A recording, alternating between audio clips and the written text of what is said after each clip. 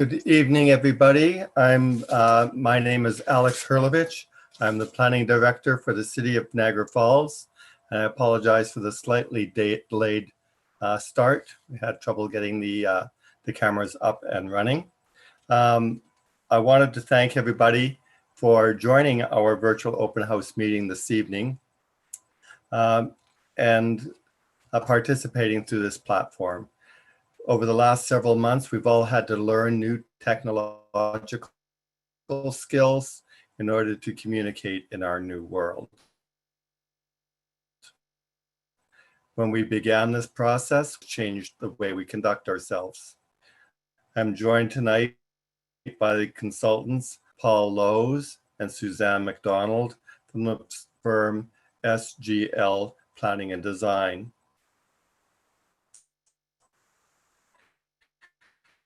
City Council commissioned processing and action the legalization of recreational in Canada and Ontario, and updated it to the end of October, called Cannabis Growing Facilities Land Use Review. The purpose of tonight's meeting is to get your input on that report.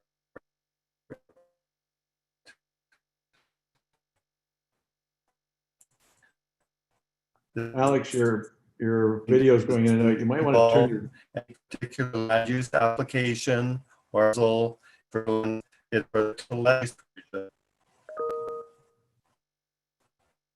Alex, it's tough to hear you. You might want to turn your video off and then speak. Turn my Yeah, there you go. It might work better.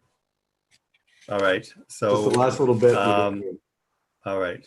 So I apologize that I'm just looking. I increased the volume as well. So I was saying that the purpose of tonight's meeting is to get your input on the consultant's report with respect to location and regulations for the production of cannabis.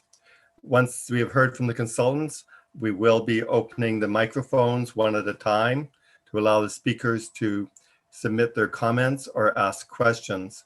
I would ask, if you are asking a series of questions, that you group them all together, and we'll have the we'll have the consultants provide a response at the end of your question period.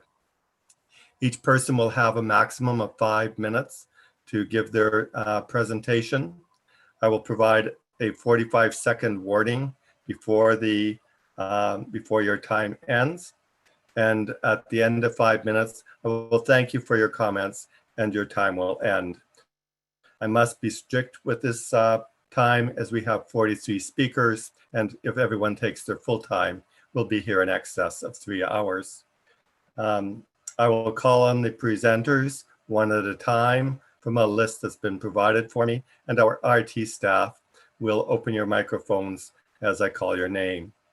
The consultants are tasked with taking the comments that they hear tonight and incorporating that into the planning background report that will be presented to council in December.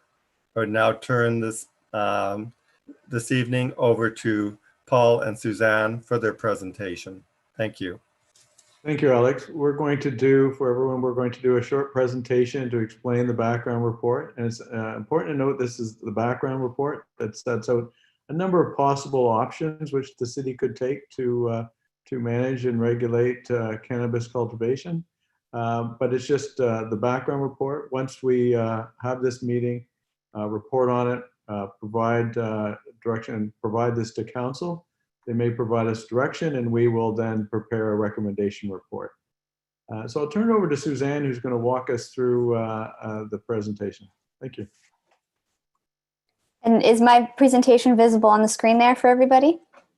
Yes, it is, Suzanne. We can see it well. Perfect. Great. Thank you and welcome, everyone.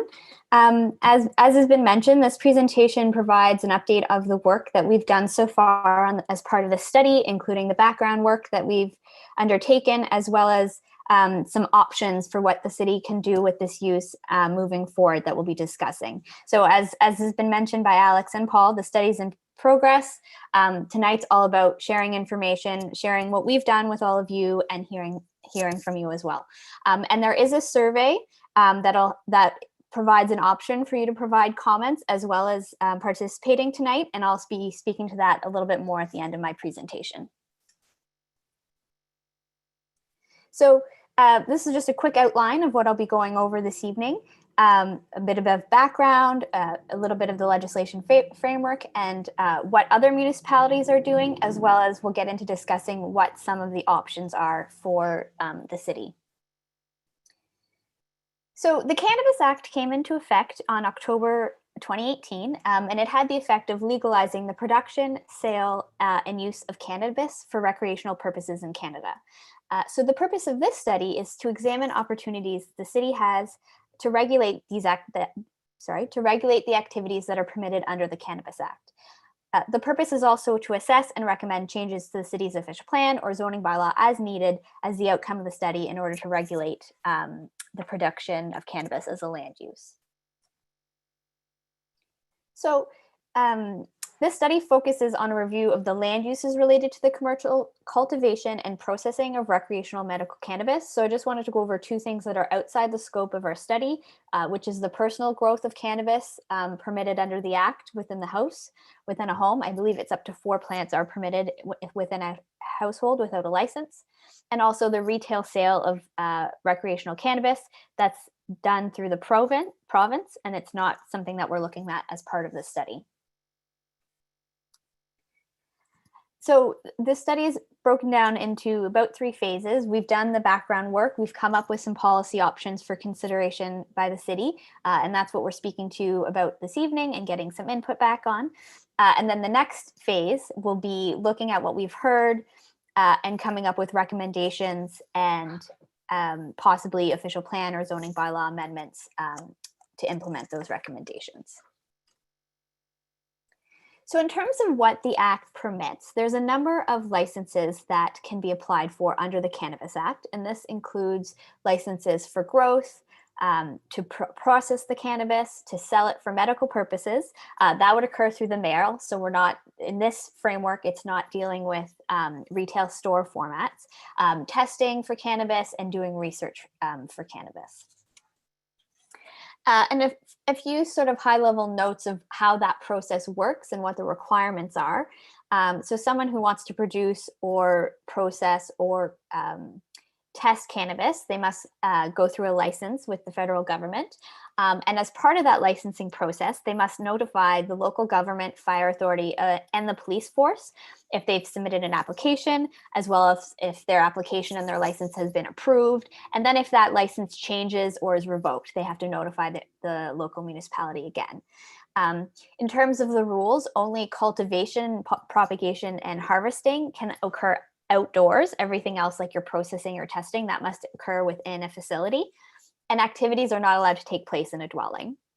And then there's a lot of security requirements as well. So facilities have to be designed to prevent unauthorized access and make sure, and also this must be monitored. And so showing how all that's going to work is part of the licensing process with the federal government. And there's also a requirement for appropriate air systems, air filtration systems, that would prevent the escape of odors. So another thing to be aware of is the Farming and Food Production Protection Act. And under this act, agricultural operations are defined, and I have the definition up here on my screen, including agricultural crops, including greenhouse crops, for example, tobacco, and any other additional crop as deemed by the minister.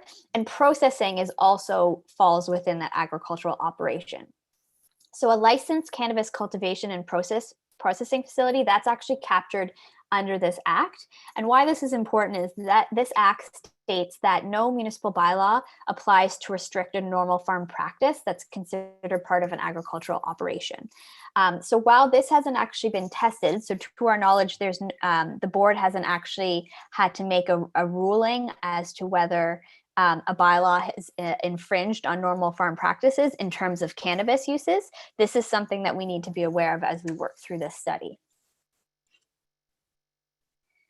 So we've been looking at the official plan framework within the city, and currently there's no direct reference to cannabis as it stands right now. And as part of the study, we'll be considering the appropriateness of permitting these operations, cannabis-related uses and growth within the good general agricultural designation or the industrial designation. So that's something that'll be considered as part of the study.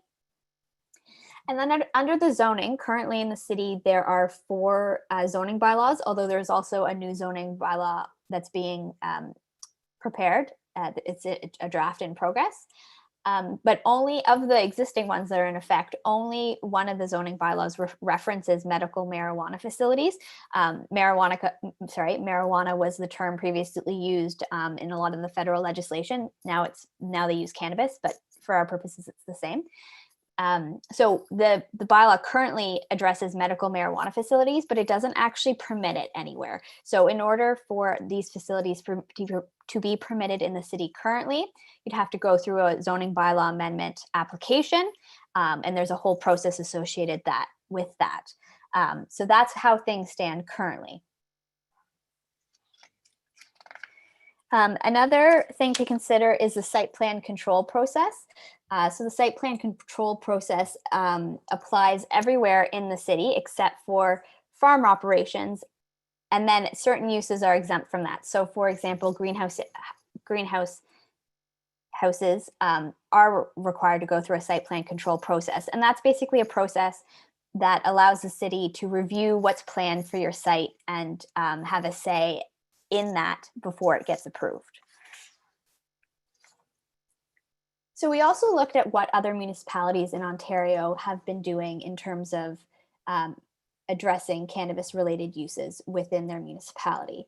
So of the municipalities that we looked at, a number of them, about 4 or 5 here, did address cannabis-related uses directly within their official plan and laid out sort of higher level intent for what was permitted and what's not permitted. And then a number of them actually did go ahead and address it in their zoning provisions. Most zoning bylaws that we looked at did permit indoor cultivation as of right, which means that as long as you meet the zoning requirements, you don't have to go through a new application process with the city. So a number of them did permit that. A few did not. So Pelham and West Lincoln are the ones that you actually have to go through a zoning bylaw amendment to permit the use. In terms of outdoor cultivation, only Chatham, Kent, Halton Hills, and Ottawa actually permit outdoor cultivation as of right. The other ones that we looked at either did not permit it, had a prohibition completely on outdoor cultivation, or basically stated that only indoor cultivation was permitted. So a number of things that we also noted that under other municipalities were regulating are listed here. So one of the things we commonly saw was a requirement for any cannabis-related facility to be set back a certain distance from, typically it was sensitive uses, so residential uses, schools, apartments, that sort of thing. And most often we saw 150 meters as the distance we saw, as the distance that was regulated. Sometimes it was a little higher, sometimes it was lower, but it was about the 150 range that we saw the most often. Another thing that we sometimes saw was that different cannabis facilities had to be a certain distance away from each other. We saw requirements that the facilities be fenced. We saw that a loading space must be fully enclosed, that it be subject to site plan control. That's the process I was speaking to you about earlier. That the operations be designed in accordance with federal regulations, that no outdoor storage or signage is permitted, or that residential uses would not be permitted on the same lot as this type of use.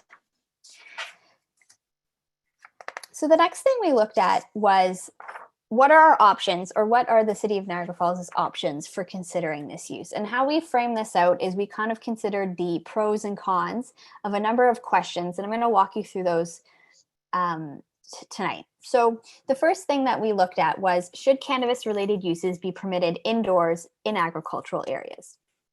So some of the pros of this is that cultivation constitutes a permitted use in agricultural and rural areas already. And there's the risk that if you didn't permit it, then there could be an appeal to the board. So getting rid of that risk is viewed as a pro. Sorry. On the flip side, one of the things we've heard the most as part of the study is the concern with nuisance related to these types of uses. So there is very little information available from Health Canada on how complaints and mitigation of nuisances related to these licensed facilities are dealt with. So there's the concern that in permitting them, there's a nuisance problem, and then it's not going to get how that's going to be dealt with is the concern. Next is, should cannabis-related uses be permitted indoor in industrial areas? Some of the benefits of this is post-cultivation uses, such as your processing and your packaging of the use. That's not that dissimilar from a lot of other industrial areas and industrial uses that would be common in an industrial area. And there's a similar potential for nuisance that you would typically see in an industrial area anyways. And also, because of that, industrial areas are often removed from sensitive uses. So there's often already that buffer. The downsides, again, from permitting this use indoor in an industrial area is the lack of information in terms of nuisance concerns and how nuisance concerns would be addressed. And again, odor is most often the one raised with this type of use. Another thing to consider is, should cannabis-related uses be permitted outdoors in agricultural areas? So again, in terms of the pros, cultivation constitutes a permitted use in agricultural and rural areas. So it aligns with how agricultural areas are typically used in that sense. And again, the risk that if you were to prohibit it, it could be overturned by the board. So that's the side that you might be trying to avoid. On the other side, there is not a lot of information specifically about the nuisance related to outdoor cultivation. That information just kind of isn't out there. So it's hard to know in permitting this, how much of an issue is this going to cause and how best to deal with these nuisance concerns. And then this slide shows the other options, and this basically covers off the things that I spoke to earlier that we saw in other municipalities. So the city has the option to, if they choose to regulate the use, of considering separation distance requirements and between sensitive uses or between the facilities, the loading, the parking, outdoor storage. They would have the opportunity to regulate all of those things in their zoning bylaw if they chose to. So the next one was, should a zoning bylaw amendment be required, or should this be permitted as of right? So just a little bit of background of what that means. So if it's permitted in the zoning bylaw as of right, as long as you're meeting the zoning bylaw requirements, you don't have to go through the same public process or go back to council to get it approved. If you need a zoning bylaw amendment, that means you are going to council, or you are going through that same public process on each case. So in terms of the benefits of requiring a zoning bylaw amendment is, it provides the opportunity for the city to consider each specific case if this use were to be brought into the city, and it provides the opportunity for the city to ask for specific studies, in particular related to nuisance concerns. The downside of this is that it could be viewed as a restriction of normal farm practice. The flip side of that is permitted as of right in the zoning bylaw. The benefits of this is it does provide better transparency to license holders, and there's less likelihood of a challenge for the implementing zoning bylaws. But the downside is that there's less chance for the city to assess each individual case of this use coming into the city, and there's less public involvement in each specific case. And the next thing to consider is whether or not the site plan control bylaw should be updated so that this type of use requires site plan control. So if you think of option one, which is you update it so that this use requires site plan control, the benefits of this is it provides the city a better opportunity to mitigate nuisance potential and enforce any issues through a site plan agreement. And also, greenhouses are already subject to site plan control, so it's not that dissimilar from an indoor cultivation, of cannabis. And then on the other side, Health Canada already basically does a review of essentially the site plan for the site. So the idea is how much do we just leave to that process? So option 2 is basically the pros and cons are just reversed. So it basically comes down to how much control should the city have, or does the city want when it comes to these uses. So I know that was a lot of information, but sort of on the high level, the takeaway is that these uses are permitted through a licensing process in Canada, but the city does have a role to play in that they can use their zoning bylaws to regulate these uses. So that's sort of why we're going through this process. We do need to consider, of course, that cultivation is an operation that's regulated under the Ontario Farming Food Protection Act. So it's a bit of considering how to balance those two objectives. And because the standard of what's normal farm practice for this new use hasn't quite been set, that's why we're kind of considering all of these options. So with that, this is the part where we would like to hear from you. And we'll be considering what our recommendations are and the implementation tools for that in the next phase of the study. And I did want to talk quickly about our survey. So there is a survey up on the city's website. The link is here. It's also easy to find if you just go to the city's homepage, which I have on the screen here. And if you scroll down to where I have the arrow, clicking onto that link will take you to the survey. So you can fill that out. That'll be open till the 18th. And a lot of what I talked about tonight is laid out in the survey. So you can provide your input on some of the options and considerations that I've discussed tonight. And with that, that's the end of my presentation. I'm going to pass it back to Alex, and I will go from there.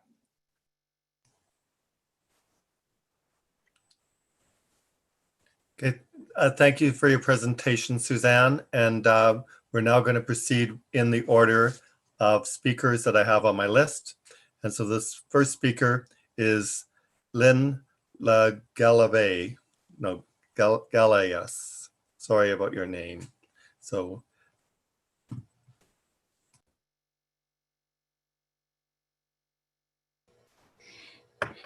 thank you, Alex. I did not actually request to speak, but rather to attend the meeting, but I will take a very brief opportunity. In looking at the companies, I think updating the bylaw makes some sense, and I will be responding to the survey. I just wanted to gather some more information by attending this meeting first. But in looking at the companies who apparently will be involved in this and the linkages with the winery, I would like to know more about what their business plan and business strategy is.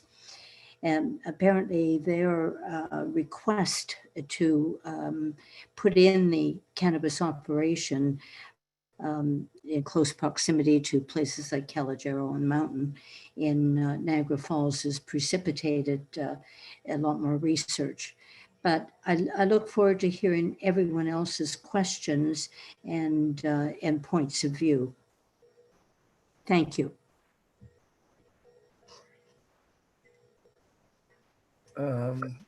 So I will respond to that only in as much as to say that I am aware of a company named Nice, just from correspondence that's come through the office.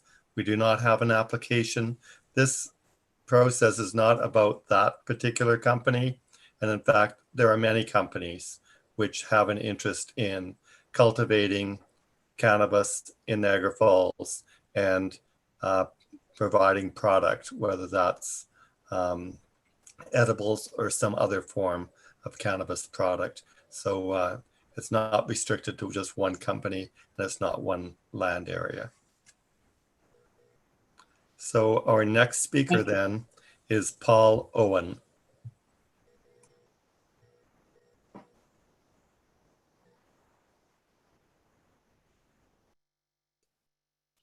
Thank you very much for the presentation. I had just a few concerns. Has to do with air filtration. There was a note made that appropriate systems should prevent the escape of odor. I would have felt a little more comfortable with if it had said appropriate systems will prevent the escape of odor. My own experience with this has been in the Fonthill area where they have a plant, and the people I know who live there complain quite a bit about the odor that comes from that factory. So that's one of my major concerns. The question I have, is it limited to agricultural land only? And will it only be medical marijuana? Let's see, something else here. Oh yes, under normal conditions, I suppose that a company could say that we're not going to have a problem with odor, and yet we all know that odor is subject to wind and weather. And I see there's no process for review of this. I would like to see the site plan control changed to ensure that odors are controlled. There doesn't seem to be any clear standards of normal practice regarding nuisance concerns either. So just a little more clarity as to the degree to which individuals who are concerned could have input, and the effect that this output would have on the creation of such plants as these cannabis plants are proposing. That was my concerns. Thank you. Okay, thank you. To answer your questions, no, it would not be only agricultural lands. We're also looking at industrial lands. I believe Suzanne presented the idea that processing of this product would be the same as processing many agricultural products in industrial areas. And no, it would not just be medical marijuana. In fact, as was pointed out, we do have provisions for medical marijuana in the majority of the city now, but it is on a site-by-site basis. This study is really dealing with the growth and production of cannabis for recreational purposes. Alex, if I could just add, the whole issue with odor is the key issue with regard to marijuana cultivation, and how to ensure that no odor results, particularly from an indoor operation. The Health Canada requires that no strong odors be emitted, but what is a strong odor? How do you define that, and how do you regulate it? So that's why we throw out the questions. There's different ways that the municipality could look at. Site plan control, zoning controls can help to address it, but then it will have to be, of course, enforced and reviewed. So those are the issues that we'll have to grapple with in the study and help the city to grapple with. Thanks. Thank you. Our next speaker is Tanya Shanoy. So Alex, there are a few people that have not connected yet, but we do also have a few people that are connected by telephone. So perhaps once we go through the list of the people that we do have names for, we can come back to the people that are on the telephone and call them up. We just don't have names for them. Okay, thank you. So is Tanya one of those people? It's possible. I don't have her phone number in front of me, but there are a few people with phone numbers. All right, so we will come back to Tanya. Mary Lou Tanner is next on the list. Thank you. I'm here to observe, so I actually don't have any questions. I do appreciate the presentation, and thank you. Thank you. So following Mary Lou is Gloria Zawali. And they are not connected at this point, or there could be a telephone. Okay. Is Mike McNiven rather? He's the next speaker then.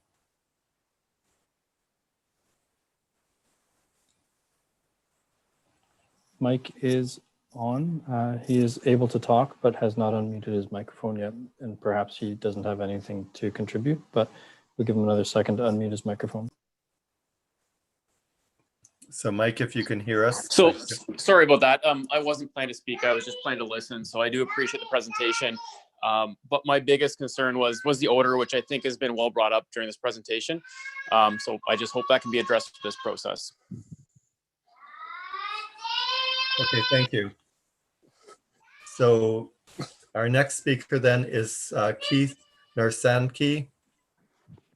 Sorry, Narsansky.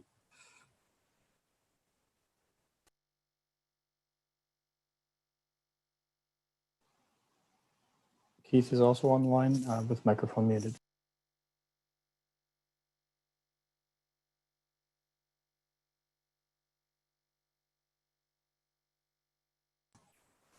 Keith, if you can hear us, can you unmute your microphone?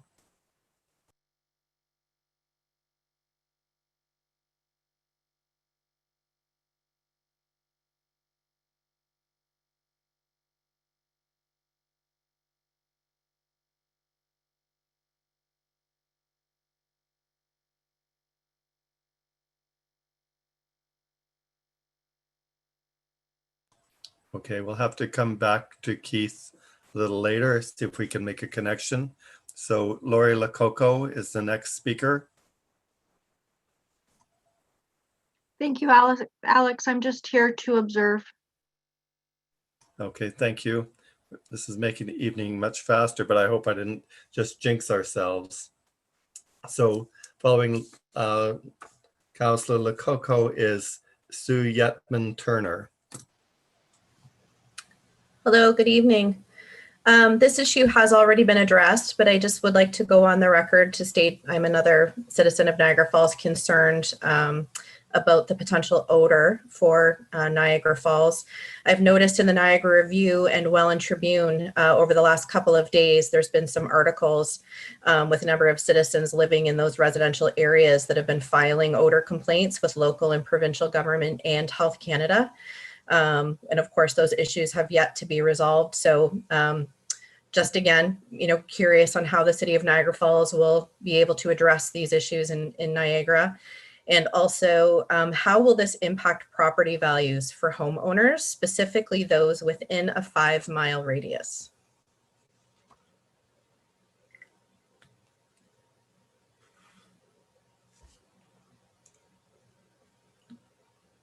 Okay, thank you. I'm not sure that we have the answer to your question about property values, but certainly we'll see whether or not there's any evidence that that is affected as part of finalizing this report to bring it to council. So the next speaker then is Eva Knopf. And Eva is not on or a phone number, and so is the next person, Mark. So the next person that is online would be Arlie. Okay, we'll move on to Arlie, please.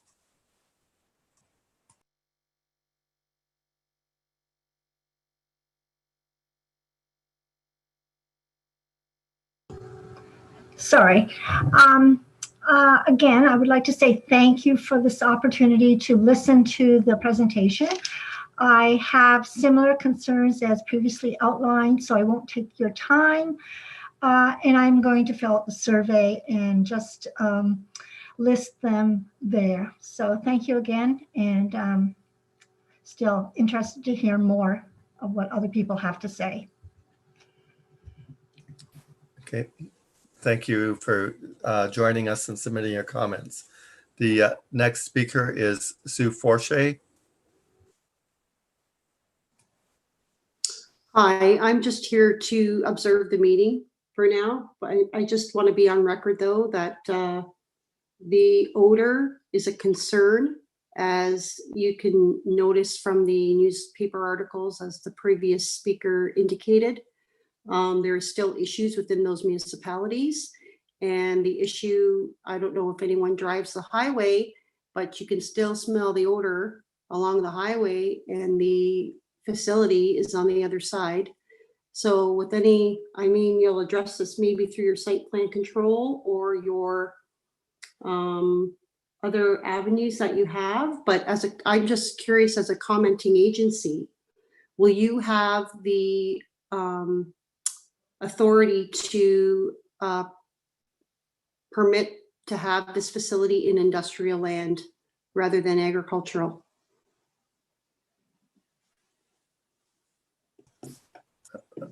to the speaker. So yes, we do have the ability to allow it as a permitted use in industrial areas. And in fact, we do have an operation already in Niagara Falls. Great, thank you. So following Sue, we have Italia Gilberti on the line for as the next speaker. And Talia and the speaker after are not connected at this point. So Okay. the next person online would be Elaine. Okay, so is Elaine, yes, I see Elaine up. If Elaine can unmute her mic. Hello. Hello. Yeah, hello, Elaine, we can hear you. Thanks for this opportunity. Like many of the others, I just joined in to hear what was going on and to get informed. But I will add my voice to those of the resident being concerned about odor and definitely the impact of property values, given that I am near a residential area that I believe is being looked at. So I'm anxious to be kept up to date on anything and everything that's going to transpire with this process. Okay, thank you, Elaine. So the next speaker then is Claire Doherty. Oops. And we're going to move on to Janice at this point. Okay.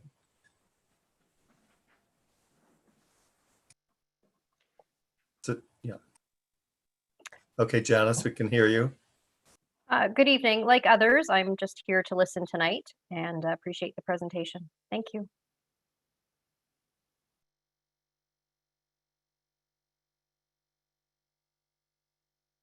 Okay, our next speaker then is Jinyu Lee. So if Jinyu Lee can, great, we can hear you now, Jinyu. Oh, thank you. Good evening. I have maybe one question and two comments.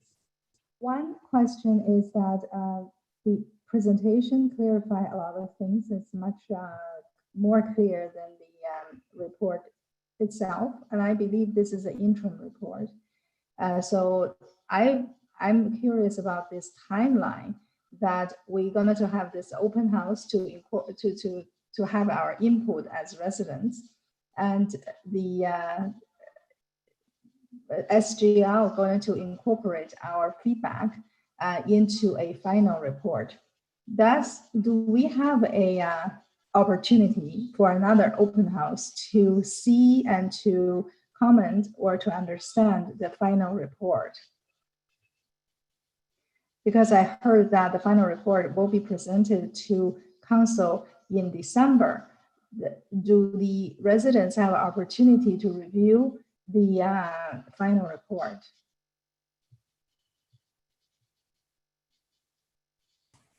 Okay, Jinyu, are those all your questions? That's my question, and I have two more comments.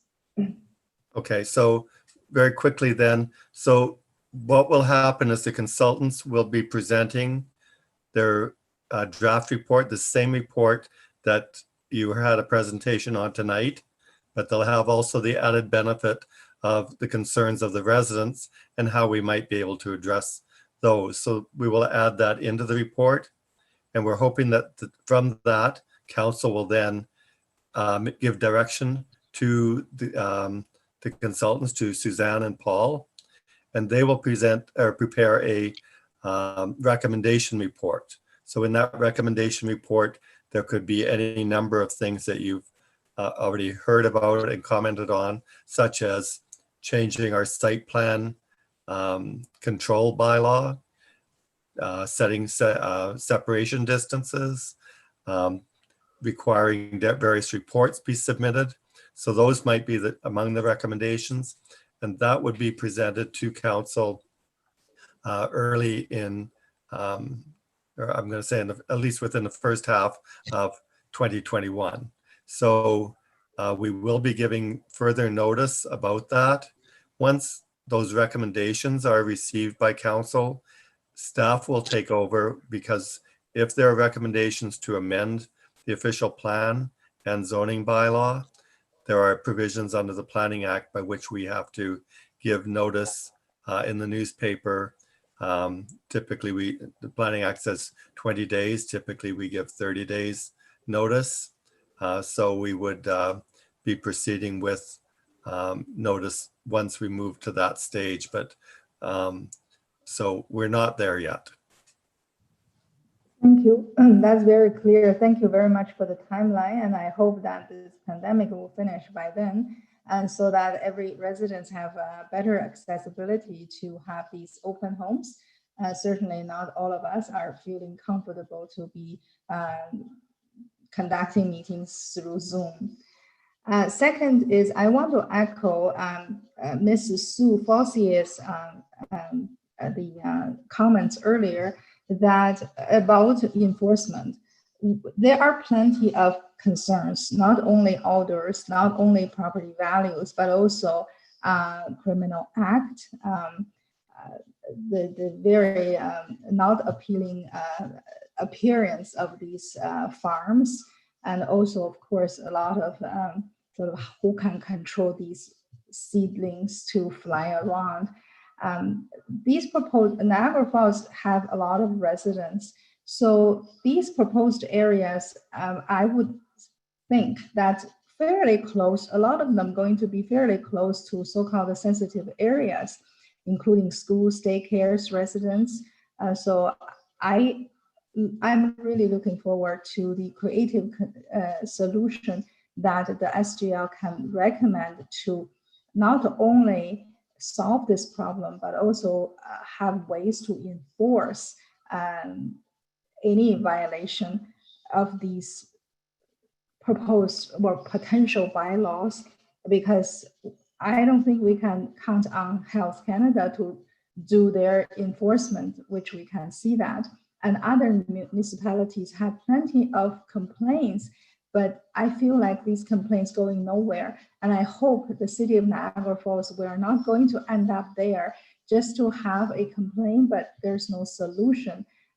Maybe we need to think ahead of the game so that we don't end up there. The last comments is that through the report, I did see that there is a precedence that there's medical marijuana operation is in the industrial zone.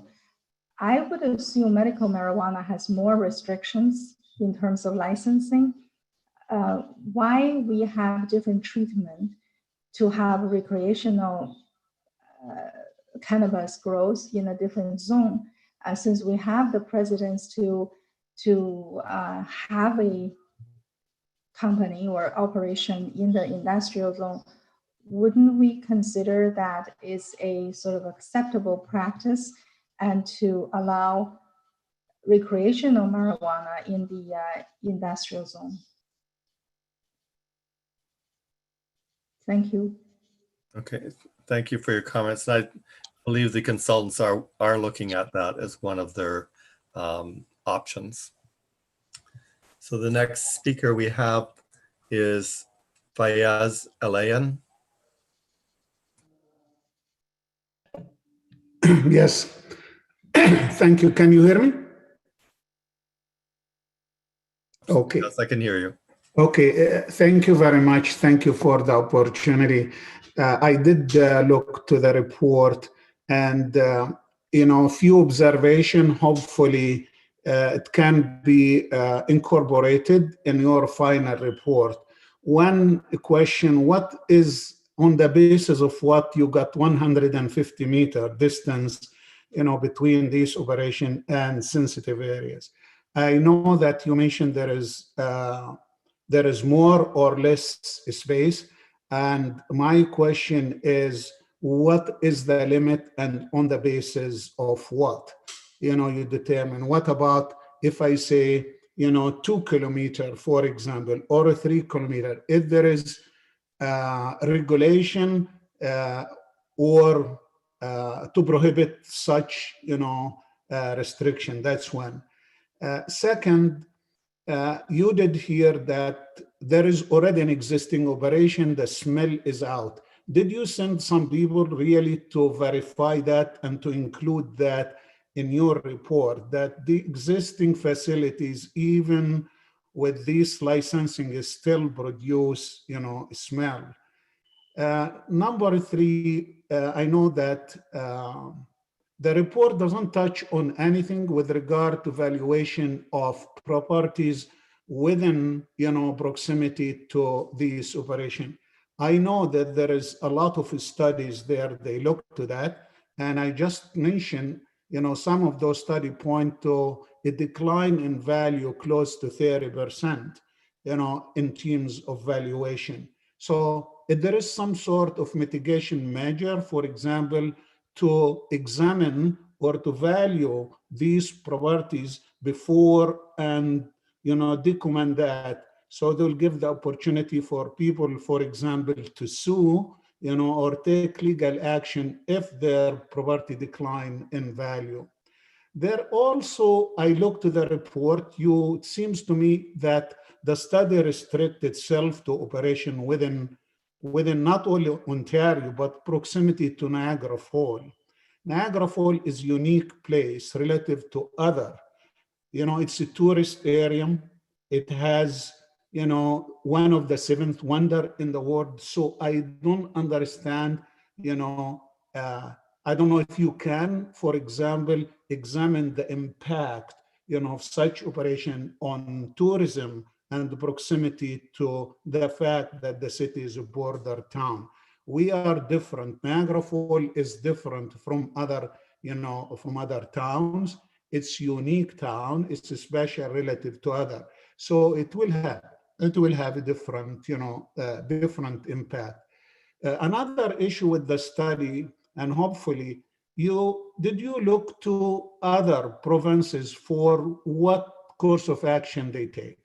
Atlantic Canada, for example, they, deferred, designate government land, to run this operation. I'm just saying, as an example. So these issues, and of course, the security concern, putting a fence, around this operation is not gonna prevent, criminal elements to come around, which will impose, more time, on our police force here. And that's gonna be costly also to the taxpayer around here. So thank you very much.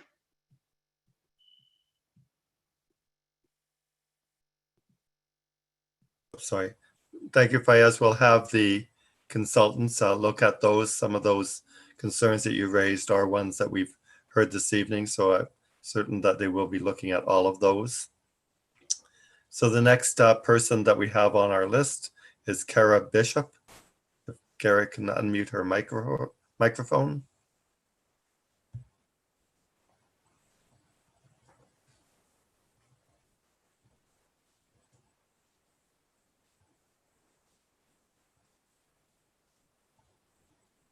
Kara, are you there? Hello? Oh, yes. I can hear you yeah, now. Sorry about that. Yes, I can. All right. So again, I also registered as just an observer, but I did want to take a quick opportunity to get on record just to say again, thank you for sharing this information with residents. I do agree with many of the others that went ahead of me. I have significant concern about looking at the agricultural sites in particular, given their proximity to the residential area. I am also in a neighborhood that received a notification that an operation was hoping to gain licensing, and it's very, very close, within 2 kilometers of my home. My concern is primarily the smell. So I took a measurement. Walker Industries is 9.4 kilometers from my home, and certainly in the summer, and definitely with certain winds, we can smell the dump. This facility would be 2/3 closer.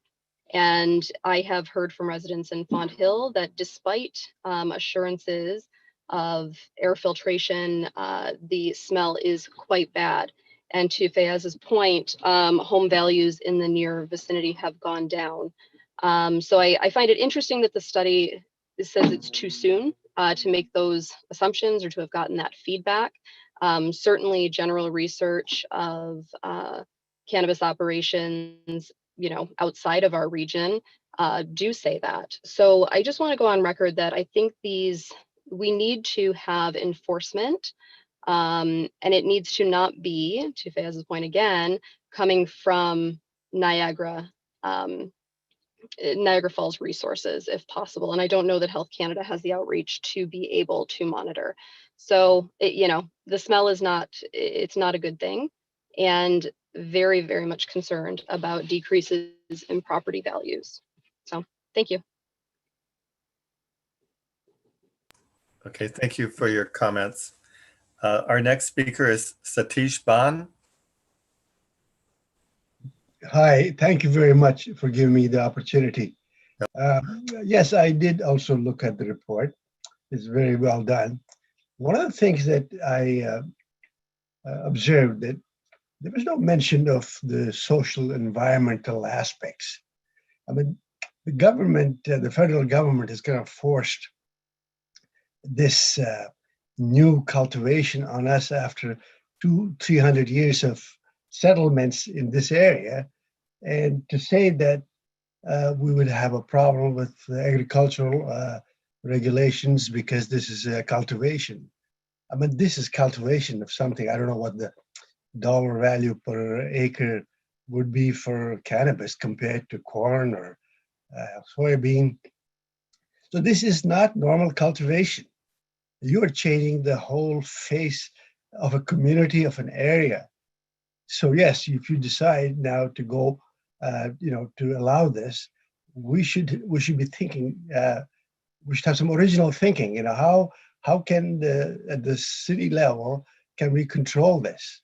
I mean, the security requirement of the cannabis law is in conflict with the average living in the countryside. You don't have fences 10 foot high with lights all around and probably guard dogs and security. So I am not sure if it's in the mandate or if at least the consultants could look at the social aspects. Of course, they mentioned odor, but just the way people live, the way people go around, how the deer go through all these properties where there's no fences through the farms. Now you'll have these 8-foot, 10-foot fences. The deer is not going to jump over that. So that's one of the main points I have, is that there should be some aspects which are really environmental, social aspect that should be considered by the consultants in their final submission. Thank you again. Thank you, Satish. Excuse me.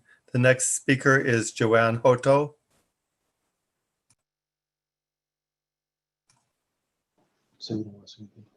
Oh, I'm just an observer. Thank you very much. Just to echo that, I'd like to go on record, and I'm concerned about the odor. I know it does permeate everything, it seems to me, and I don't really see how it has a place in a community, a residential area. Thank you. Okay, thank you, Joanne.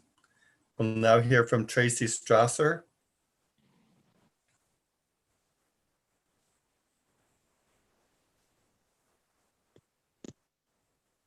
Hello? Hi, I'm here. Thanks, Alex. Okay, we can hear you. I just want to start to say that I live in the south end of Niagara here, right beside the Meisner Road location that put in the Meisner Road location that put in an application to the city back in June of 2019. And when I say right beside, it is 15 feet from my property line. So it's no different than your neighbors where you are right now. So when you talk about proximity to homes, which is not nowhere at all in your report, I don't find that a very final report. I did read the report. It does need a whole bunch of work before it is complete. The one question that I don't need an answer from SGL is, did you come out to the residents in the surrounding area down near this Meisner Road location to get any information from them whatsoever? No, the answer is no. There is nobody from SGL come to visit anybody in this location that is going to be greatly affected by any of this that goes in next door to my home. Also, this Meisner Road location has a conservation area in the back, which is a brush area, which is they cannot touch. We know that. It also has Tea Creek, which is a conservation creek that flows right into the Willoughby Marsh. That has not come into any consideration, as well as the soil. The soil here in this location is clay. It is hard to plow, let alone plant any flowers that you want to do in the summertime. So I guess therefore I'm saying I expect a visit from an employee from SGL before the final report so that we can add some pertinent information into the final report before it's done. My next point is crime in the area. The Meisner Road location has already been broken into back in February of 2019, and it's not even established yet. There was one in Port Colborne that was held at gunpoint back in 2016. And just last week, Norfolk County Cannabis Farm was robbed on November the 4th. So there is crime and everything. You talk about odor and they talk about chicken farms and everything out here in the agricultural areas. Chicken farms don't stink because the farmers know how to erase the smell, unlike a budding or a processing cannabis plant. So odor is a very, very high issue. I do believe that grow-ups should go in the industrial areas, not into agricultural lands, because agricultural areas are so different in so many different ways, being the one beside me with the conservation land and the creek that sits right on the property. So you'd have to investigate, or else you're going to destroy every single bit of agricultural land in the city of Niagara Falls if this goes through. And when you talk about setbacks, I want to go on record as saying I want to do the same as Niagara on the Lake and have no less than 600 meters for a setback. This one next to me is 15 feet. I'll repeat that, because it is not only going to destroy my family, because I will be forced to move because I'm not going to have myself or my grandchildren exposed to any of this odor and everything else. So I think there's a great deal of work that has to go into this report to get it right so that we're not screwing up the residents of Niagara Falls. I do believe that the Health Canada has failed at this and the government has failed at this. So let's hope Niagara does not fail at this. Thanks, Alex. Okay, thank you. And right within the 5 minutes too. Thank you. Our next speaker is Cash Heed. Just Alex, can I just speak to that first? Sure. So just so you know, this, as Alex mentioned and Suzanne mentioned, this is just our first report, just to put out questions for the public to answer. This is not a recommendation report. Yes, there's a lot of work yet to be done, and that will be done in our recommendation report. And also, we're not looking at any specific site or application. We're looking at an approach that the city can take across the board for the city. And so if you think that it should be dealt with on an application by application basis, for instance, the site beside you should go through a full application, then that's what we want to hear versus as of right. So this is the good information we want to know and we want to incorporate into our report. And yes, the separation distances, that's also what we want, because there's a number of different approaches that have been taken across other municipalities. So what is appropriate separation for distance from Niagara Falls? That's what we want. 12, you said? Thanks, Alex. Well, I'll take the January. For sure. Okay. Thank you, Paul. Excuse me. So is Cash on the line now? Yes. Okay, thank you. Go ahead, please. Thank you and good evening. I'm on the West Coast. You're 3 hours later, so it's just after 7 o'clock. I just want to make a comment. I want to make an overall comment. I don't want to go specific to, as you indicated, Alex, one particular site or location, because it's the city of Niagara that's looking at this overall. A bit of my background, I spent 31 years in policing, retired as a chief of police out here in British Columbia, was the commanding officer of the drug unit in the Vancouver Police Department for a period of time. So dealt a lot on the other side of the marijuana equation And in 2013, when the Conservative government brought in the new legislation on medical marijuana, I consulted in this area. I consult not only nationally, but I do consult globally on this particular issue. And I just want to point out a few things. And I think some of the issues that are brought to the forefront by your constituents, Alex, are very worthwhile. And I'm sure the consultants will actually address a lot of that. And I just want to touch on this one particular issue. And I did have discussions with the province of Ontario, the Department of Agriculture, with respect to an agri-crop. And that seems to be some type of consistent definition that cannabis would fit within the agri-crop throughout the provinces in British Columbia. So you're not unique in Ontario. I think what is somewhat unique is you've thrown in that processing part of it on top of cultivation in your particular province and calling it a normal farm practice. Now, the outdoor cultivation, I think, is one where we need to come to some agreement on the odor that's caused by it, because I can tell you the odor only comes during the flowering period of this particular cannabis plant, and that usually lasts for 2 at the tops 3 weeks. So it's limited to that period of time for the odor. What happens when you have these greenhouses in the indoor facilities and you don't have the ventilation system that's built in the way it was intended to be under the original MMPR law in Canada, where in fact you couldn't emit to the outside, is a little bit of concern. I'm aware of the concerns by Niagara, by the lake, the ongoing problems there. That's something that has to be dealt with. I think it's you've got to distinguish between the odor caused during the period of flowering with an outdoor operation and with an indoor operation. The indoor operation, they use a push system, so they could get 3 or 4 or even 5 crops in any given number in flowering at any given time. So I think we've got to be cognizant of that. As far as criminal acts go, and yes, there are a few that have occurred around some of the marijuana facilities, most around some of the former MMAR sites that are now supposed to come under the Cannabis Act, but they've got a medical definition, and the criteria around that is somewhat different than what we're seeing right now. But I know Canada is trying to bring them all under the Cannabis Act so they can have that strict adherence to security protocols and regulations here in Canada. So we've got to be very, very clear on when we're talking about it, and not just talking about rumor and innuendo. We've got to be clear when we look at the amount of crime that's in and around these facilities. And in my 31 years in policing, yes, I saw a lot of it around the illegal and the not well-run grow operations that were more or less illicit than we have with the illicit ones. So I think, in my opinion, the Cannabis Act has strict regulations. And I think when you talk about lighting around that, there's certain ways you can deal with lighting. There's certain ways you can deal with the odor, which is a common theme in the presentation this evening.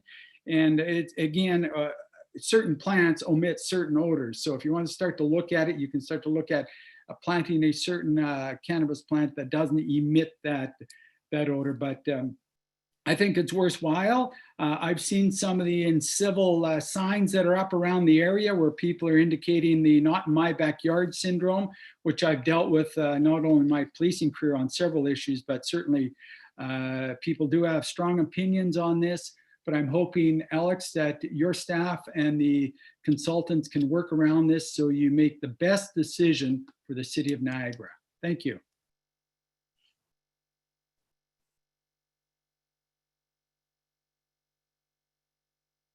My microphone was off. I was saying thank you to Kash, and right on the 5 minutes as well. Our next speaker is Mark Strasser, and I know he submitted written comments as well this afternoon. So I proceed. Can you hear me? We can hear you now. Okay, I think Mr. Heed has been dealing with Fantino and Blair on a close level. I'm very disappointed so far with the report and the process that's taking place. The report, as they said, it's very high level, it's clinical, with a lot of legal overview. Really, at this point, it's skipping a lot of the, I'm echoing the environmental and social concerns of the people of the city. There's many things that the report has not taken into account. I like the point that where they talked about where cannabis is a normal crop. But normal crops do not cause extensive air, light, or noise pollution. Normal crops don't require 9-foot fencing or barbed wire. Normal crops don't disturb wildlife in their trackings. Normal crops do not require 24-hour security and extensive surveillance cameras. Normal crops do not cause values of adjoining properties to plummet. And normal crops do not attract significant criminality. The report doesn't talk about the different cities and townships that are receiving hundreds of complaints on a daily basis. It doesn't touch on the basis of the major infractions that legalized cannabis operations are making. It doesn't touch on the basis of the fact that Health Canada has no idea of the long-term effects of cannabis on people, pets, wildlife, livestock, and other crops. It doesn't take into effect the water consumption. There's a Brantford grow operation that's an outdoor grow operation, which some people seem to be a fan of. It takes over 109,000 liters of water trucked in daily. There's no water sources like that in rural properties in Niagara Falls. It would have to be trucked in, and it would be an extensive use of water to other cistern users. There'd be extensive increased traffic, road wear, money to keep up the rural roadways. It didn't mention real estate impact. Realtors we spoke to all conclude that real estate in adjoining areas of these cannabis operations would significantly decrease. The report fails to recommend really a very good reality of what the setback should be.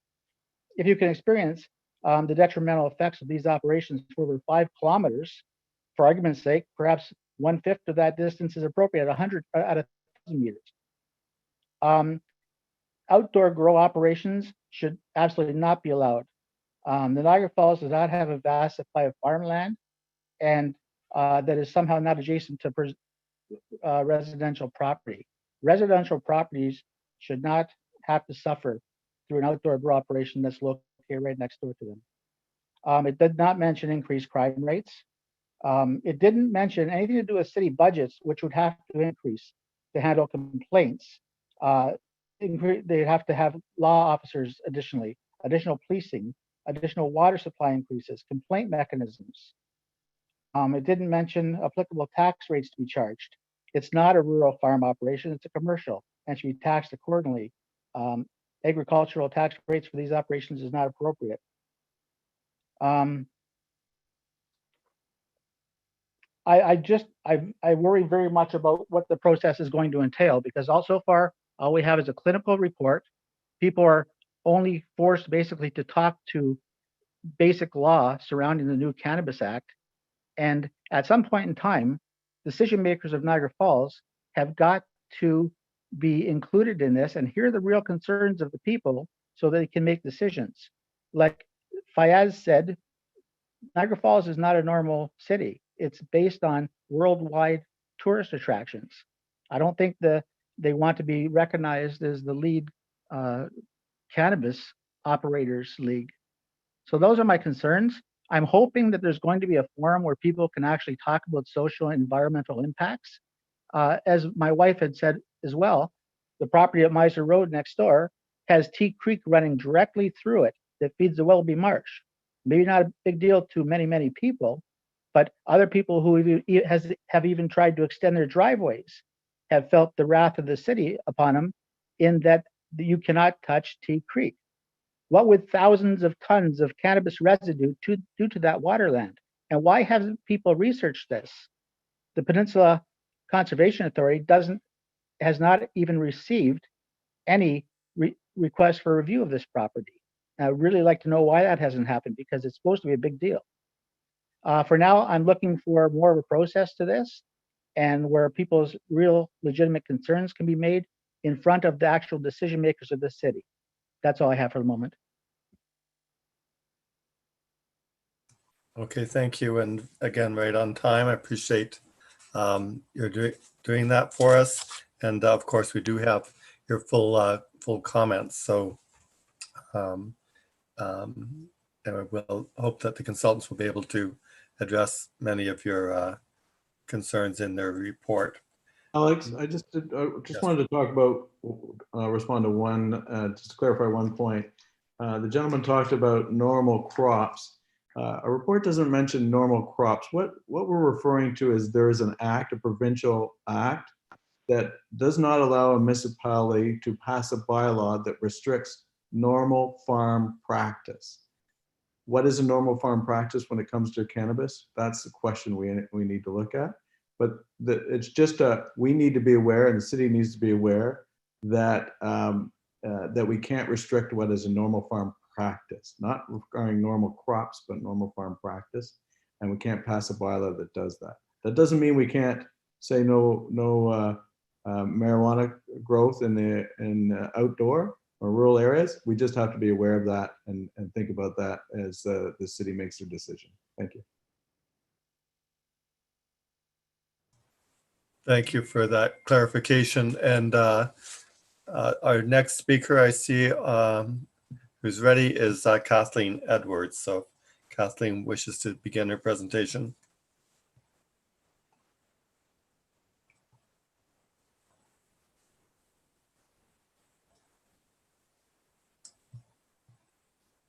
Oh, Kathleen, you've just muted your mic.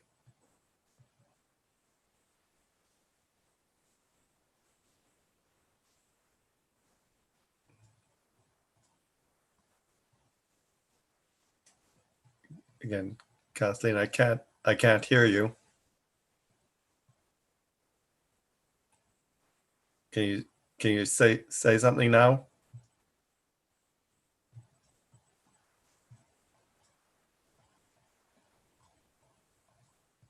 We have run into this style of issue before at the odd council meeting where there's some equipment issues on the other side, even though the Zoom is interpreting the microphone being there. So we might have to come back to her. Okay. So Kathleen, we'll try and connect with you later. I don't know if you can make a telephone connection as well, then that might be a way of joining the conversation. So the next speaker then is Kevin Yoakum. So if Kevin is ready, we'll hear from Kevin now. Hi, it's Kevin Yoakum. My brother also will have a few comments. He doesn't have access to anything, so he did sign up. So for now, it's Kevin Yoakum. Just a question I have for the consultants. You did mention in your report that there is existing outdoor operations and indoor. Is it possible to get a summary of these operations with the pros and cons and the experiences, both positive and negative, that they had with the community? That information, I think, would be helpful for the city to understand what bylaws are needed. I don't see that level of detail. You do mention the 3 outdoor facilities and the various indoor ones. Would it be possible for the city as well as the residents to see summaries of these operations and their pros and cons as far as impact to the community?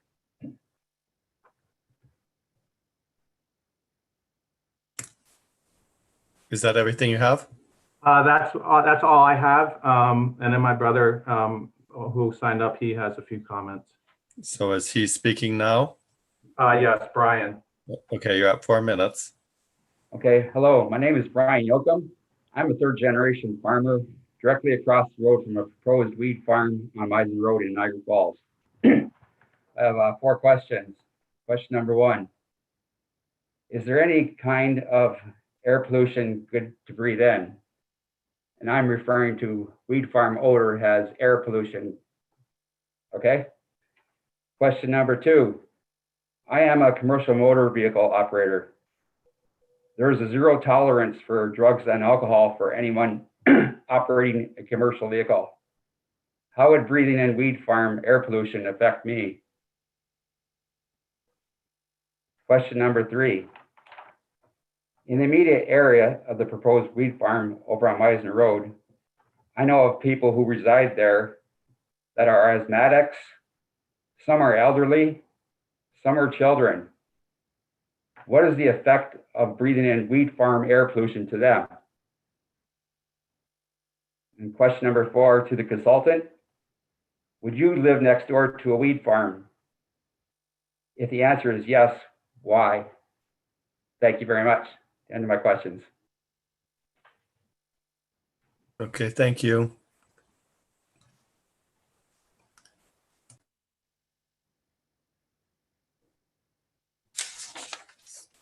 So our next speaker looks like is Kelly Masterson. Is I'll just write down that and then I'll put it in the report. If you're not going to. Kelly available? Yeah, Okay, Can you hear me? you. Yeah, we can hear you. good evening. The only concerns that I'd like to mention are well, actually, there's quite a few. Light pollution for the evening, especially if you're talking about normal farm practice. It's not normal farm practice to have lights on 24/7. And when you go through even Lincoln, I don't know if they're still allowed to have all their lights on. It's absolutely awful. Plus the smell, the odor. What else? Oh yeah, just like the Walker's Dump. I don't live there, but I drive through it and it just makes you want to vomit. It's disgusting.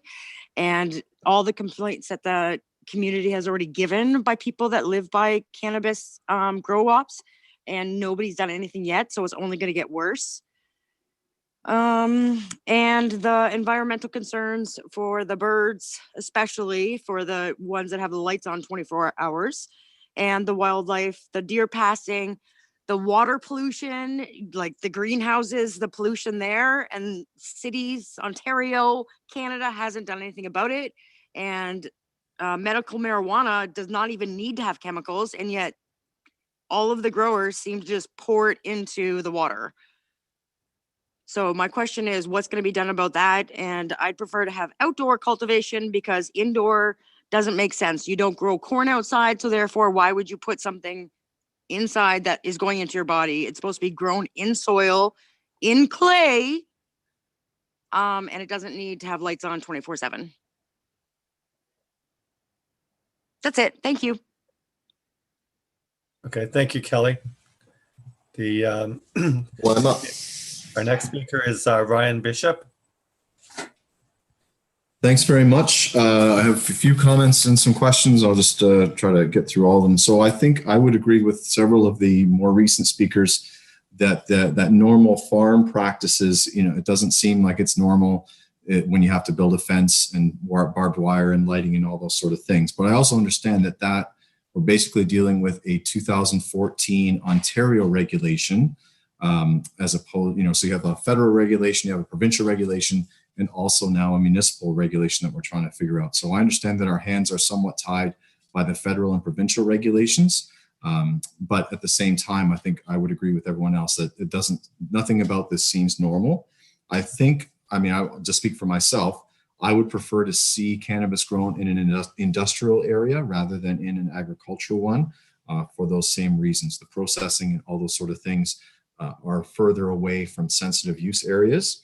And it seems like in all of these situations, we have the needs of the few. So a few people want to grow marijuana and their needs far outweigh the needs of the many. And I don't think that is right. I don't think that's how we usually operate in Canada. But that's the situation that we have. And hopefully we can try to look at different ways where we don't have the needs of the few, where these people aren't just trying to put food on their table, but their needs are outweighing the needs of the many.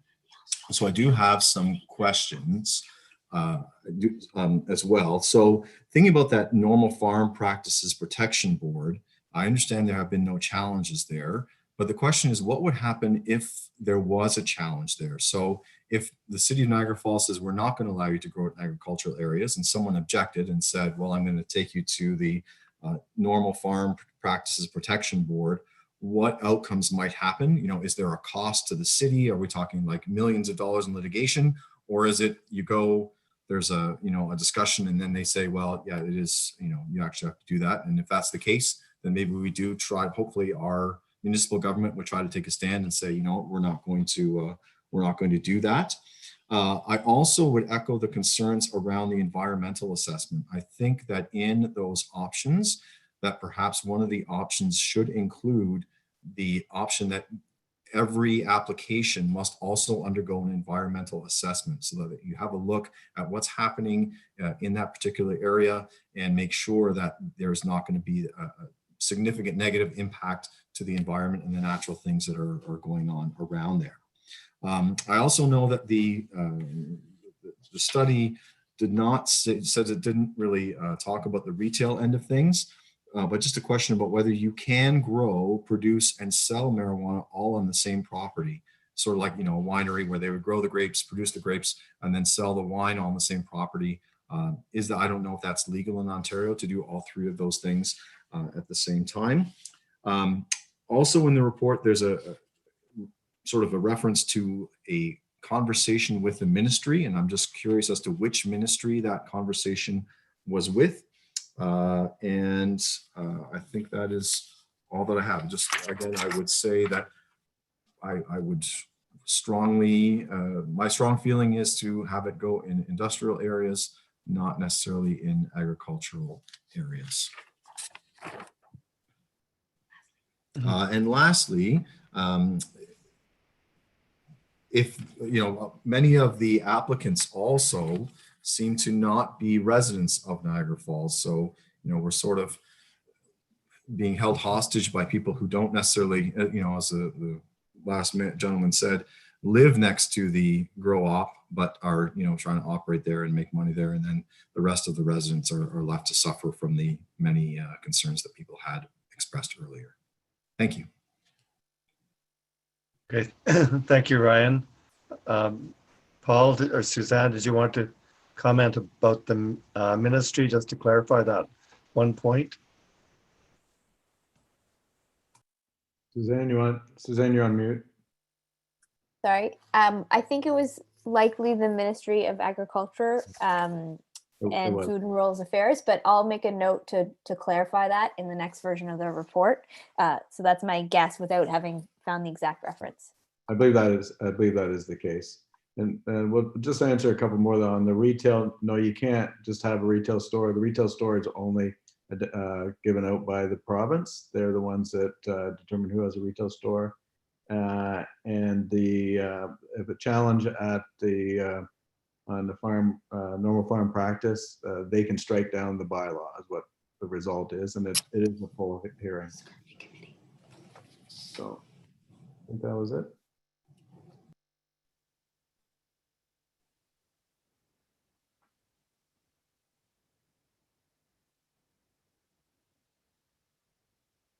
Okay, thank you. Excuse me, our next speaker is Chris Cotton. Chris, can you hear us? Yeah, I can. Okay, you can go ahead, please. I'm out in South Niagara Falls there, near the Meisner Road one, in the direct prevailing winds from the property.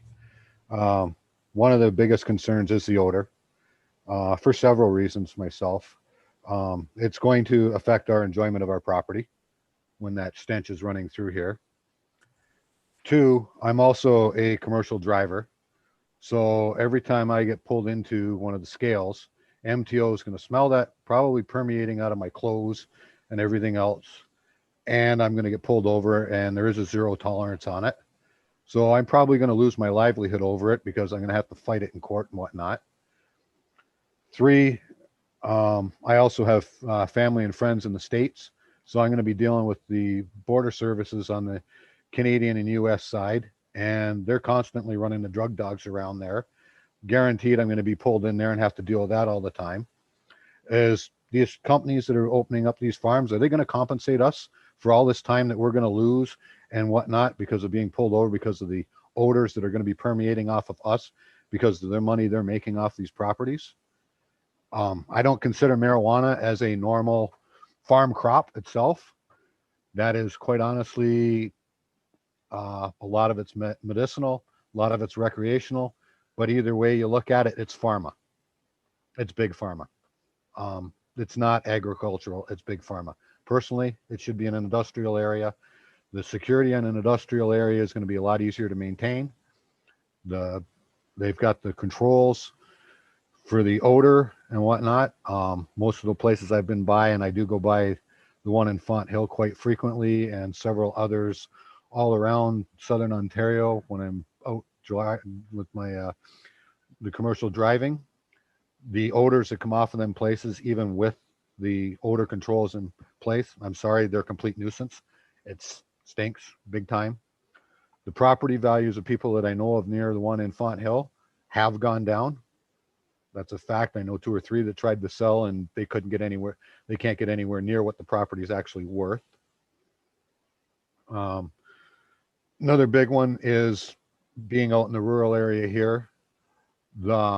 If they drill for a well, which they're commercial, they'll be able to go down deeper, find more water. They're going to draw the whole water table down around here. A lot of us are running on wells out here.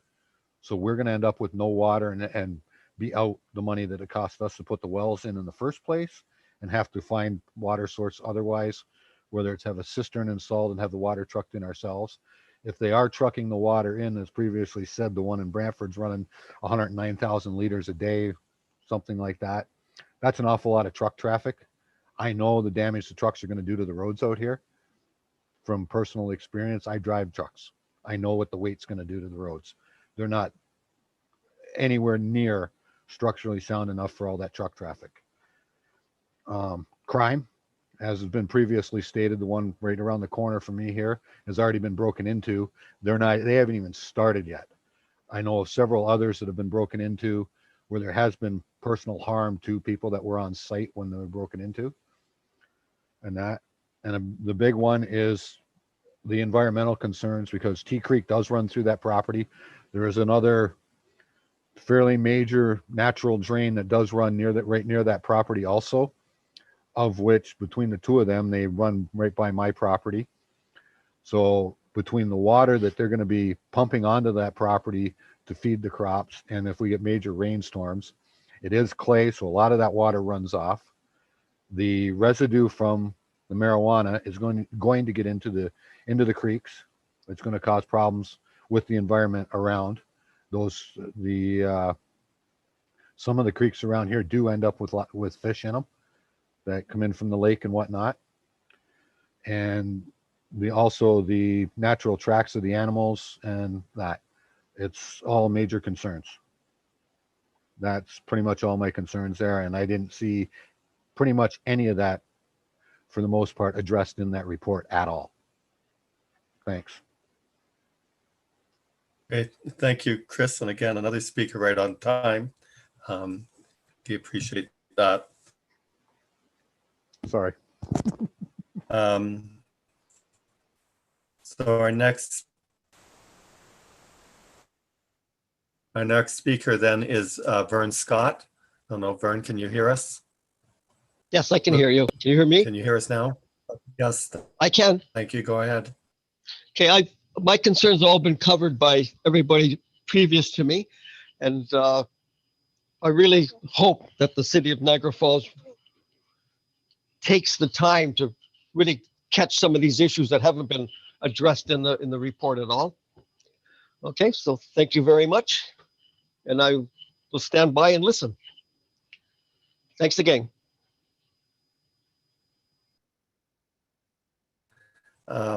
Looks like the next speaker lined up is Rhonda Corus Colley. So if we can hear from Rhonda.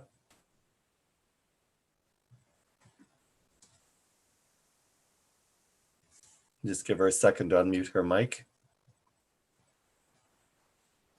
Can you hear us now, Rhonda? Thanks. Yeah, we're good here. I just don't have much to say. Just hope that the city, thinks about with the best interest of the residents of the city of Niagara Falls, and it's not just a dollar value that's driving everything. So a lot of people put a lot of effort into all this, and I just hope they listen to the residents and think about the best interest and the way they want the city to move forward. Thanks. Thank you for your comments.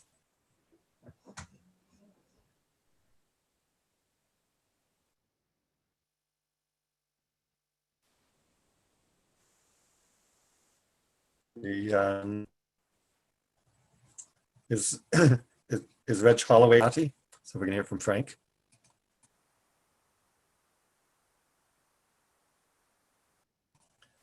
Frank, you're on mute.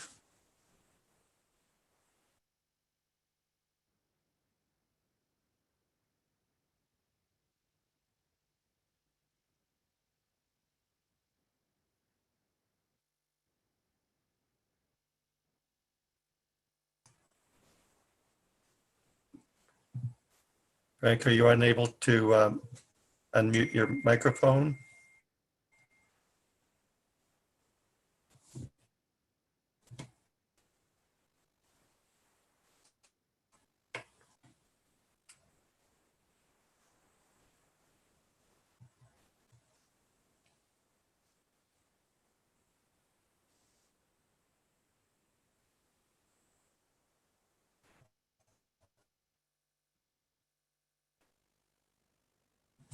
Sean, do we want to move to the next speaker? Yep, we're ready to go. We have Steve Brown up next.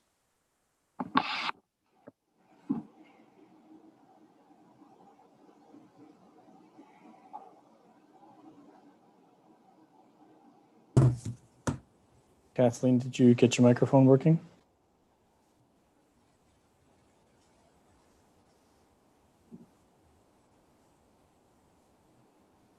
Okay, so Steve Brown, are you able to get your microphone working? Can you hear me? Yes. Hello? Yes, go ahead. Perfect. Well, thanks for allowing me to speak. As you know, I am the owner of the Meisner Road property. I actually live in Ottawa, as people know, I guess, or don't know. I'm a physiotherapist up here, and I purchased the Meisner Road property due to its location in Niagara Falls or Welland, and mainly because of the climate and because it was a beautiful farm. And I, first of all, want to say that I don't want to take away from any of the neighbors in any fashion. That wasn't my purpose whatsoever in terms of purchasing the property and in terms of for applying for a cultivation license. My main impetus to get into the cannabis business was my patients asking me more and more about cannabis. Up here in Ottawa, we look after roughly about 200 retirement homes and long-term care facilities.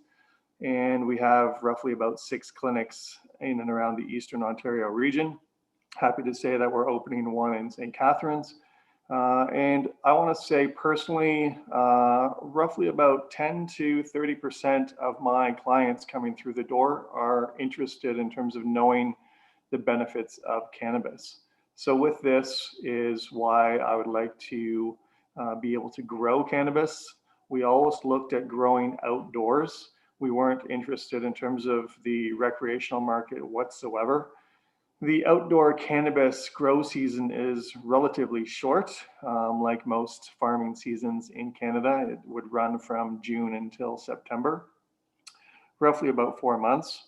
I understand in terms of the last part of the cultivation process that it does produce an odor. We hope to reduce the odor as much as possible for our neighbors. Again, I'm not looking to make any of my neighbors upset. That was never my purpose. And so I've traveled, just a little bit about me. I enjoy helping people. I don't enjoy hurting people. And I hear a lot of that tonight. So I'm not looking to do that whatsoever. Both myself and the other speaker, Cash, very well versed in terms of the cannabis industry, both in Canada and worldwide. And I've traveled with Cash to Israel, where Israel is on the cusp of a lot of the medical research that's going on in cannabis. I think cannabis, of course, has gotten a horrible name over the years, and we hope to change that. I think it's a pretty remarkable plant, and I think it will do a lot of great things in the future in terms of where the medical research is going. So we've traveled the world. We've been in the States. We've been in Israel. We're looking to travel to India. in terms of which to provide medical cannabis to the international market. It is one of those things that I know it's hard to see the big picture just around the property, but this is our intention, to be able to build a brand that we can safely give to our patients, and helping our patients with any of their ailments that we're looking to grow and help with. So that's basically what my purpose and what we're looking to do there at Meisner. And we hope to bring jobs and prosperity somewhat to the city of Niagara Falls, and produce a great product, which hopefully Niagara will be proud of. And I live up here close to Smith Falls with Canopy, and I've seen the enormous impact that Canopy has had on Smith Falls community. And I'm hoping that in our own little way that we can help out Niagara Falls in the same similar way. I don't plan on being a non-transparent neighbor or business owner. I'm more than happy to speak to any of the neighbors with any of their concerns at any time, and hear them and try to reduce whatever in terms of the concerns that they have. So the one thing I will say, I do have 2 young girls, and bringing them down to the property and seeing the signs from the neighbors is usually not the best thing for the young girls to see. So I asked my neighbors if they could take those signs down. I've asked the bylaw and the city of Niagara Falls. I don't think it's appropriate, and not appropriate for any families or whatnot to see as well. We currently have a family living on the property right now. They have horses, they have animals. They are keeping the property. And Steve, you have 45 seconds. Okay. They're keeping the property as nice as they can in terms of keeping it up. So yeah, that's basically what I wanted to say tonight. And I'm also open in terms of for any of my neighbors to speak to me. Thank you. Okay, thank you. And I've turned my camera off if people are wondering where I've gone. Apparently that does help the internet connection not to see my beautiful mug. So we have one last speaker who's registered, and that is Clark Bitter. And then we have 3 telephone calls that we will be making to include those people. So Clark, if you're on the line, you can proceed, please. Hello. I've read the report, and the consultant's report, and I find it to be a very, very well researched report. I do have some articles and some information that can address some of the concerns. I have a blog from Remax that is dated October 15th of 2019 that speaks to property values around cannabis facilities. One example that they give is the Smith Falls, Ontario Canopy Growth Facility that employs 1,300 people. I don't know if people realize how many people these places do employ, but there are a lot of jobs. And like any facility that creates jobs, people would like to live near them. When that happens, the price of property around those areas go up. For example, in the Rideau, St. Lawrence region surrounding the facility in Smith Falls, home sales in the area rose by 27.1% year over year, and the average price went up by 10.5%. This also happened in Windsor, Essex, where Afria is set to open a shop near Leamington, which they have opened. They have over 1,000 employees. Again, large numbers of full-time, not seasonal jobs, which are something that are lacking here in this city. I think if we put too many restrictions on this, we are going to see these jobs flee elsewhere. We've already seen it when we did this 5 years ago with the Redpath Sugar and the former Kimberly Clark. Those jobs went elsewhere or didn't get created at all. When this Meisner Road application first came forward to our city, there was only one outdoor licensed facility in the entire country, and that was in Port Perry. Since then, the outdoor canopy licensed area exceeds the indoor licensed canopy area through the country. There was some misinformation also earlier given as to retail by the consultant, unfortunately. In Ontario, if you have a licensed facility, you are permitted to have a retail shop on site. This is a given. You basically don't even have to apply for it because you've already passed the security qualifications. What this does, the future of cannabis and what I see the future of cannabis here in Niagara Falls is very similar to what you would find in the wine industry today. Agriculturally, they grow it, they process it on site, and then they have a retail shop. This will be a boon to tourism. The craft cannabis market, which allows a 200 square meter canopy, is where I see this happening. They can do exclusive products. They grow them, they process them. They can make extracts, edibles, high-end flower, and nurseries. Nursery is a huge area that's underutilized. And I can see there's already 5 cannabis tour groups here in the Niagara region. And I would hate to see our city miss out on this sector of an economy that's expanding rapidly. You will see if this is allowed in rural areas, and these are rural areas. The outdoor growing and agriculture, far less chemicals are allowed than are allowed for people that live next door and grow soybeans, for example. They're allowed to use glyphosate and whatnot. Those things do penetrate the water table. Cannabis production is very limited to which chemicals they may use on the plant. I will also just notice that under the OMAFRA, the reason that OMAFRA came in was that residences and residential areas have been encroaching largely on agricultural areas.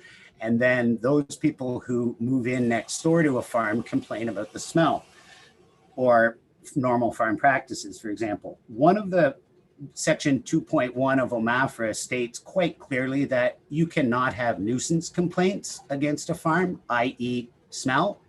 And Health Canada fully regulates and is very stringent on scrubbers for indoor facilities. The GDP of cannabis versus the GDP of wine in Canada are almost equal. Mr. Bitter, yes, you're coming close to your time. Okay. I don't have really much more to say other than these are thousands of jobs that we've already said no to over the last 5 years and millions of potential tourism dollars. Tourism went up 800% in Colorado when they legalized it. And the cannabis operations that I see happening in our rural areas will directly result in heads in beds here in Niagara Falls. The tourism operators will be very happy. It will increase our tourism rather than drop it and employ people year round full time. I think those are major considerations. Okay, thank you, Mr. Bitter. We're now going to move on to our telephone callers. And so I don't know, is there a way for the next speaker to unmute his telephone? This is a 5900 phone number. They may have to press the star and then 6 on their phone to unmute their phone. Okay. Hello, this is Frank Salvati. Is it me you're trying to reach, or at least Hello, Frank. Yes, it is you. All right. Thanks very much. Yes, I've heard all I need to hear. I appreciate the session tonight. I have no comments. Thank you.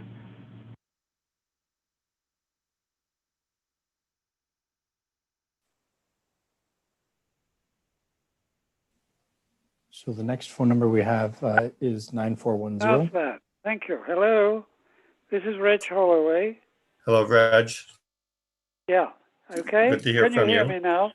Thank you very much. I'm immediately concerned about the specific site that seems to be the subject of an ongoing informal application. That's at the corner of Kayla and Mountain Roads and the QEW. In short, that would not be a good place for a cannabis plant. Adjacent to a residential area that is still being allowed by the council to expand. It's adjoining a large and well-used park, the Fireman's Park, and it's alongside the main highway into and out of Niagara. Odor would be a terrible advertisement to drivers, nuisance to hundreds of residents, and against the sense of the law. I suggest that similar considerations will arise with all the applications. Urban area, because it is an urban area, and that cannabis plants, if any, should be confined to remote rural areas. Thank you very much.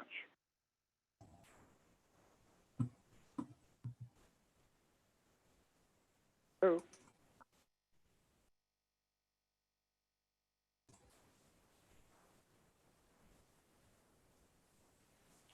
Okay, so the next number is the 2486 number. Gloria Zawali. Hello, yes. Hello? Alec? Hello? Can they hear me? Yes, we can. Okay. My can hear husband you. and I, thank you. Okay, can we get your name? Gloria Zawali, and my Thank you. husband, John. Yeah, we've lived for 49 years directly across the road from the proposed outdoor grow-up on Meisner Road. We are vehemently opposed to both outdoor and indoor grow-ups being allowed on agricultural farmland. It is our position that they should be placed in areas zoned heavy industrial. 48 North is a large licensed grow-up in Brant County. The company is seeking permission to build a 6-inch underground pipeline from the Grand River to its 90-acre outdoor facility. The company couldn't find an adequate supply of water for its outdoor cannabis crop after putting down 4 wells. The lack of water forced the company to truck in municipal water. Last year, the company used about 103,000 liters of water a day. The local water providers here will not be able to accommodate this tremendous amount of water. It is most likely that the water will have to be brought in by transport. As a result, there will be substantially increased traffic on our secondary roads. It will no longer be safe for our children or our adults to walk or ride their bikes. Our secondary roads are not meant to have several heavy transports per day traveling to the grow-up. Therefore, the city will incur a huge increase in repairs to the roads. And let's not forget about the noise of the transports frequently rumbling past us. The environmental impact from a grow-up can only be detrimental to the wildlife in the area. According to Brooks Gordon, CCO of Seed Health and Wellness, who Daryl Tempest bought this farm to begin with, let me see here. According to Brooks Gordon, CCO of Seed Health and Wellness, the farm will now be focusing on recreational cannabis, such as cookies and gummies. The cannabis will now be high in THCs, that is considered a hallucinatory drug, rather than CBDs that are used in medical marijuana. The pesticides and the residue from the THCs will leach into Tea Creek that runs through the property and eventually flows into the Willoughby Marsh Conservation Area. The THCs are known to affect birds as well as animals. According to a BC report on cannabis, nutrients must not be discharged into a waterway or across property boundaries.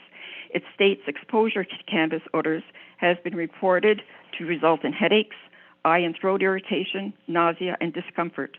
This report also states it has an issue of concern regarding cannabis waste containing THCs entering the environmental upon solid waste disposal.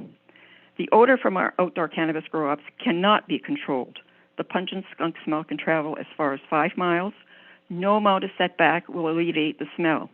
Living directly across the road from the grow-out means that I will no longer be able to dry my clothes outside, no longer be able to open our windows, we do not have central air, no longer be able to sit and enjoy the weather outside. The smell will permeate the inside of our home and all of our furnishings and clothing, as well as the inside of our car, and it will make it difficult for us to cross the border into the States. If the grow-up decides to plant a variety of autoflowers, which mature quickly, interspersed with photoflowers, There's likely to be a skunk smell from April to frost while each flower blooms. If the city is planning on expanding new subdivisions within the next 10, 20 to 30 years, the city will have to consider where it will allow cannabis operations. There is no such thing anymore as a remote or isolated area in Niagara Falls. I can't imagine choosing cannabis operations in areas where there will be substantial growth in the near future. The only place for cannabis grow ops is in areas zoned for heavy industrial. If you decide that site-specific zoning is a better option, you will be setting a precedent that you may regret down the road. You will be faced with the same dilemma that you are in now. Each time a cannabis operation is proposed, there will be opposition to the grow-ops, there will be overflowing open houses, and angry residents calling and emailing concerned about the rights as citizens of Niagara Falls. Please consider carefully your options, as your decision will have a lasting effect on the future of Niagara Falls. I do have a letter that is much longer, but it would take a lot more than 5 minutes, so I'll be sending that in later. Thank you.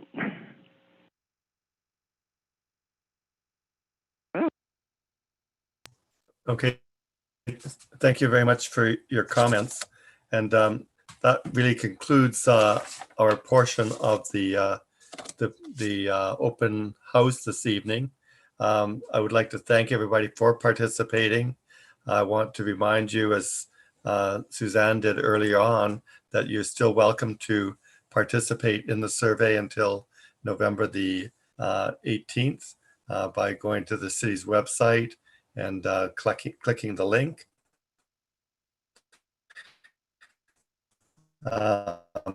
Excuse me. And just a little bit earlier on in that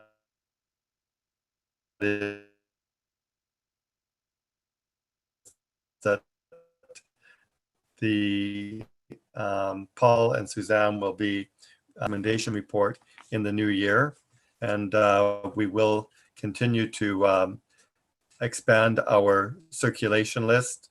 We have in excess of 500 people on that list now, and notices were sent to all of those people, and we will be posting a notice in the newspaper again when we get to the next public consultation portion of this study.